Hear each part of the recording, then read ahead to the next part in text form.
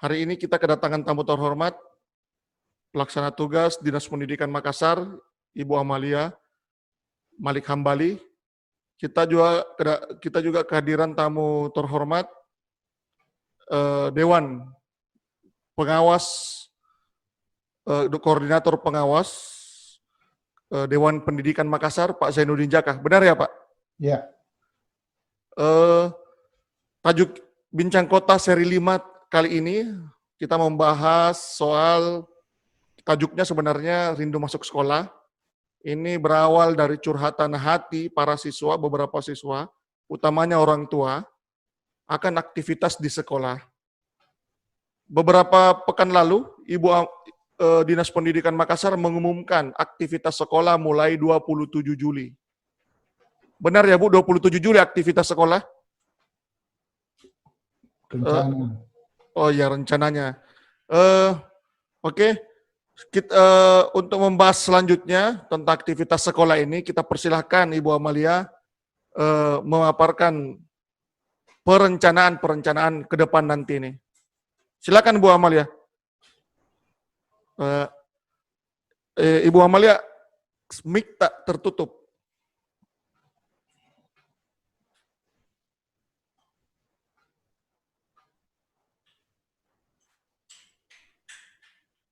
Oke, ya. Siap. Saya tampilkan PowerPoint-nya ya. Iya.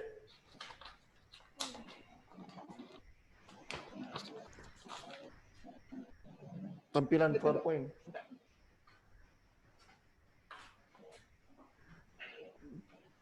Nanti dibantu dari sini, Bu. Iya, betul. Tampilkan dulu ini.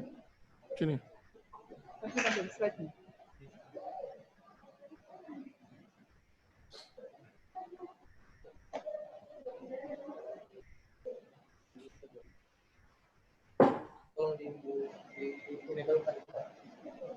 Minta tolong di ininya untuk share. Untuk share. Ya. Sini. Siap. Ya, bisa.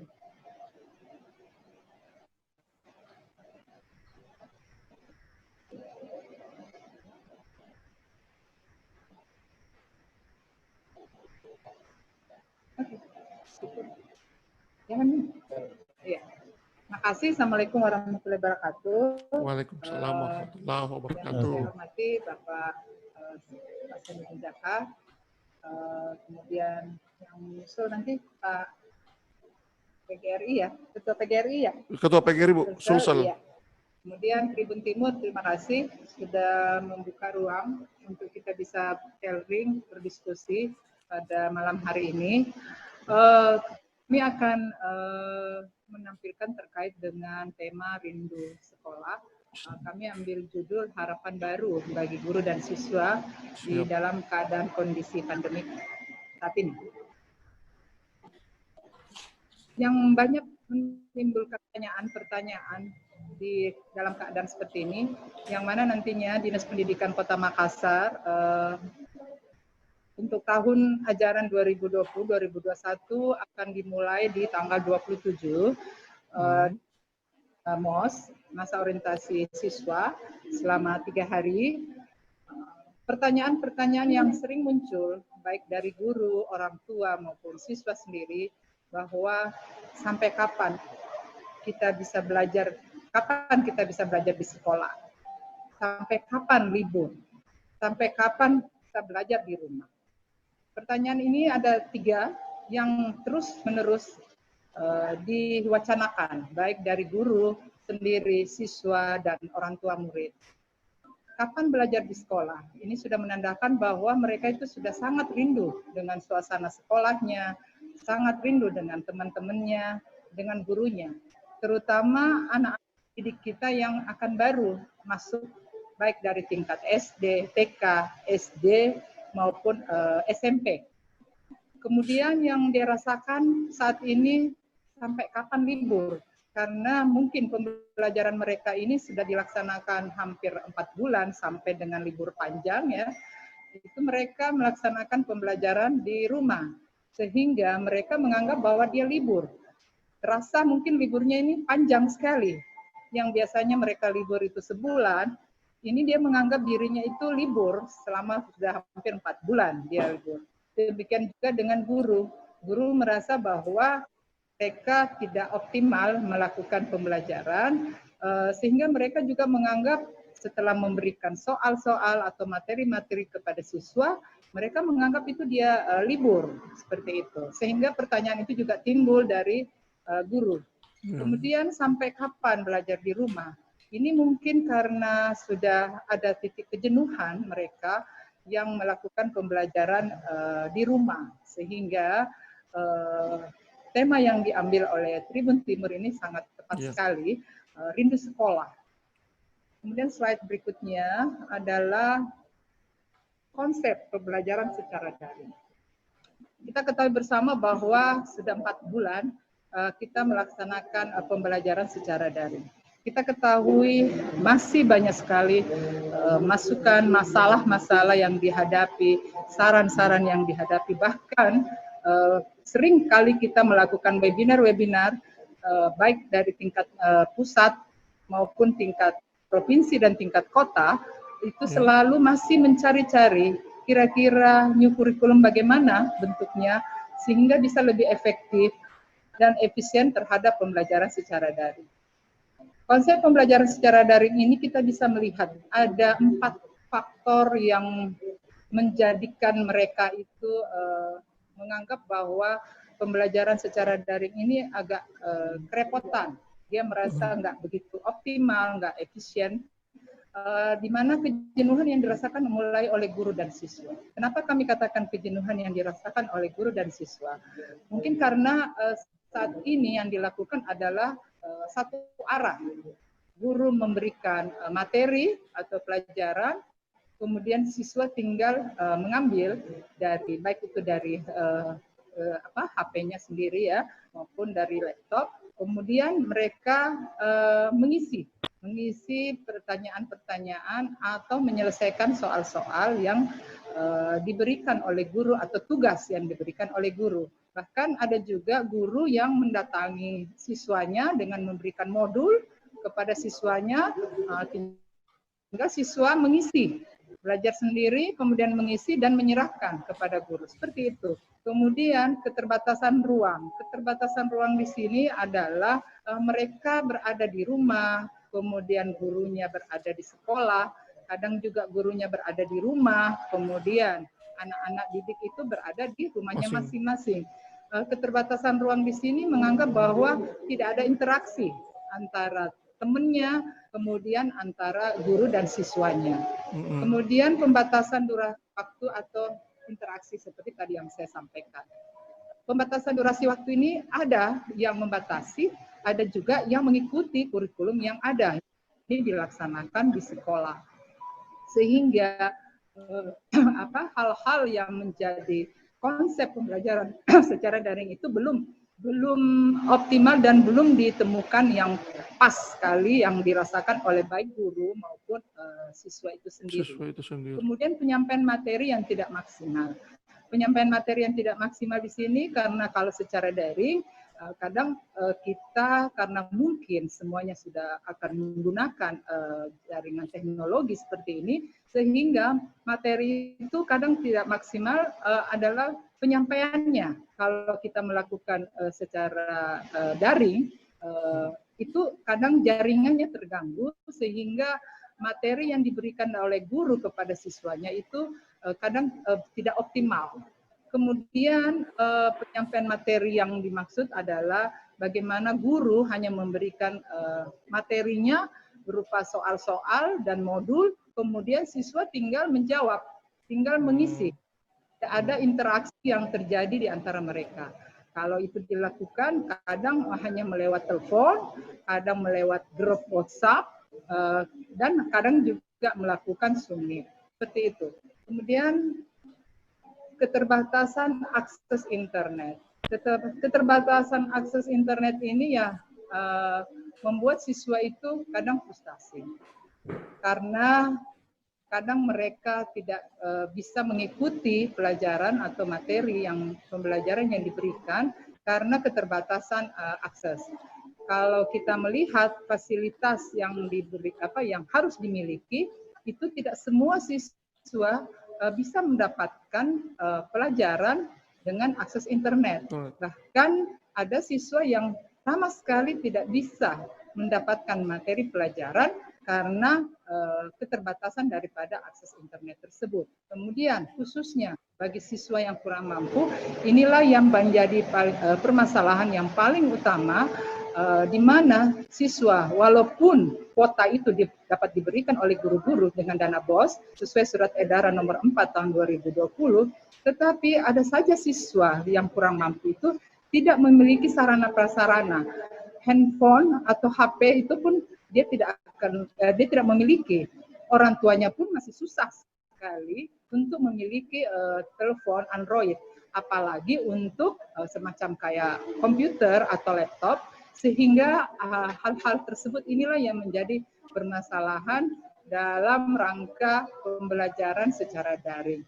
Semua ini mengakibatkan ya seperti dengan tema dari Tribun Timur, rindu sekolah. Karena kenapa kita katakan seperti itu?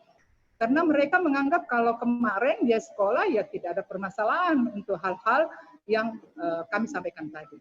Kemudian waktu yang terkuras akibat jaringan internet yang tidak stabil. Kita ketahui bersama bahwa jaringan internet karena hampir semuanya menggunakan jaringan internet sehingga memang kadang jaringannya tidak stabil seperti itu. Kemudian penyampaian materi yang tidak maksimal seperti yang tadi kami sampaikan. Kesediaan kuota internet. Kesediaan kuota internet, jangankan orang yang tidak mampu, orang yang mampu pun dari sisi ekonomi itu merasakan menjadi beban ekonomi keluarga yang di tengah pandemi seperti ini. Kenapa kami katakan seperti itu? Fasilitas sarana dan prasarana. Contoh adalah orang yang mampu memiliki sarana prasarana itu tetap mempunyai keterbatasan. Contoh kita ambil mungkin dia memiliki laptop, tetapi dia bersaudara 3, laptopnya cuma 1, bersamaan lagi untuk bisa mendapatkan pembelajaran jarak jauh yang diberikan oleh sekolahnya masing-masing. Ini yang menjadi kendala. Walaupun dari Kementerian Pendidikan dan Kebudayaan sudah memberikan juga materi pelajaran jarak jauh itu lewat TVRI, tetapi itu pun juga tidak maksimal ya, karena di sisi lain ada yang mempunyai televisi dengan antena yang biasa yang bisa di cover untuk TVRI. Justru kebalikan lagi, bagi orang yang mampu tidak memiliki jaringan untuk TVRI. Karena apa? Mereka menggunakan Indovision, ya, Transvision dan lain-lain seperti itu. Itu lagi menjadi kendala sehingga mereka harus justru mencari lagi tempat yang mempunyai antena biasa, WFH ya istilahnya kalau nggak salah. Betul. Hal-hal begitu yang masih menjadi hambatan. Sehingga itu semuanya terkait dengan rindu sekolah. Jadi betul-betul mereka sangat merindukan hal-hal seperti itu. Kemudian pembelajaran tatap muka di masa pandemi. Ini kami berharap kalau toh ini akan dilakukan, walaupun surat edaran 4 menteri mengatakan bahwa pembelajaran tatap muka itu dapat dilaksanakan apabila satu kota atau kabupaten atau provinsi itu adalah zona hijau. Walaupun juga zona hijau masih ada beberapa persyaratan yang harus dimiliki, yaitu pertama, apabila dia areanya zona hijau, mereka harus bertahap, yaitu SMA-nya dulu, kemudian 2 bulan baru SMP, 2 bulan SD, dan 4 bulan baru TK-nya. Toh juga apabila orang tua siswa tidak mengizinkan, walaupun zona hijau menurut surat edaran menteri, 4 menteri itu tidak dipaksakan anak itu boleh tidak bersekolah di sekolah, tetapi melakukan pembelajaran di rumah. Kalau kami berharap kalau toh dengan rindunya mereka untuk bersekolah, hal-hal yang harus diterapkan apabila pembelajaran tatap muka itu dilakukan di masa pandemi ini, yaitu penerapan protokol. Ini wajib dan harus didisiplin. Semua sekolah harus menerapkan ini, yaitu tempat cuci tangannya mereka harus ada, untuk termogannya untuk pengukuran suhu harus ada, kemudian hand sanitizer iya, dan setiap hari harus dilakukan pembersihan atau penyemprotan disinfektan. Kemudian diatur social distancing dan physical distancing. Social distancing ini kemudian artinya setengah daripada contoh SMP yang jumlahnya 32 itu berarti harus setengah yang harus di setiap kelasnya, sehingga ya mungkin sekitar 14 sampai 15 anak satu kelasnya. Kemudian physical distancing-nya juga harus sangat dijaga. Anak-anak kita yang SD mungkin karena pemakaian maskernya wajib, mereka biasanya saling tukar-menukar atau mungkin itulah yang harus dicegah.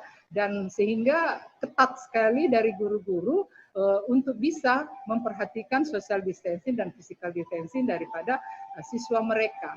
Kemudian harus memangkas jam pelajaran. Memangkas jam pelajaran di sini kalau yang normalnya kemarin 6 jam, mungkin dengan keadaan seperti ini pada saat pembelajaran tatap muka harus dilakukan setengahnya, paling nggak 3 jam atau 4 jam kalau untuk SMP. Kemudian memprioritaskan materi-materi yang esensial. Dalam arti bahwa tentunya diharapkan ada keragaman daripada kurikulum. Jadi tidak berbeda-beda setiap satu sekolah. Sekarang ini kan mereka belum ada rujukan, belum ada panduan kira-kira materi atau kurikulum apa yang harus diterapkan. Kalau kemarin mereka menerapkan tetap kurikulum yang berlaku. Diharapkan tentunya di masa pandemi ini akan ada kurikulum baru yang bisa menyesuaikan dengan kondisi dan keadaan yang ada sekarang ini. Seperti itulah hal-hal yang membuat mereka dengan penerapan-penerapan yang dialami sekarang ini yang sudah hampir 4 bulan dan bahkan sudah memasuki tahun pelajaran baru 2020, mereka tentunya sudah memang sangat merindukan untuk bersekolah. Apalagi kami melihat nantinya di MOS ini tentunya sangat lain. Masa orientasi siswa yang tentunya dia mulai berkenalan dengan gurunya, mulai berkenalan dengan lingkungan sekolah, dan bahkan dengan teman-temannya, mereka harus melaksanakan secara daring yang masing-masing dilakukan di rumah. Walaupun guru-guru tetap berada di sekolah dan memperlihatkan profil daripada sekolah dan guru-gurunya. Tetapi hal itu yang masih asing bagi anak-anak kita, siswa kita, terhadap model atau cara pembelajaran yang harus diterapkan atau harus dilakukan di dalam keadaan pandemik seperti ini. Sehingga itulah semuanya yang membuat mereka rindu dengan sekolahnya, apalagi anak-anak kita yang sangat rindu melihat. Itu yang bisa kami sampaikan, mungkin bisa dikembangkan dalam diskusi-diskusi ini. Terima kasih. Assalamualaikum warahmatullahi wabarakatuh. Waalaikumsalam warahmatullahi wabarakatuh. Bu, terima kasih banyak Bu, panjang lebar ini. Sangat jelas aturan-aturan yang akan diberlakukan pada saat masuk sekolah nanti.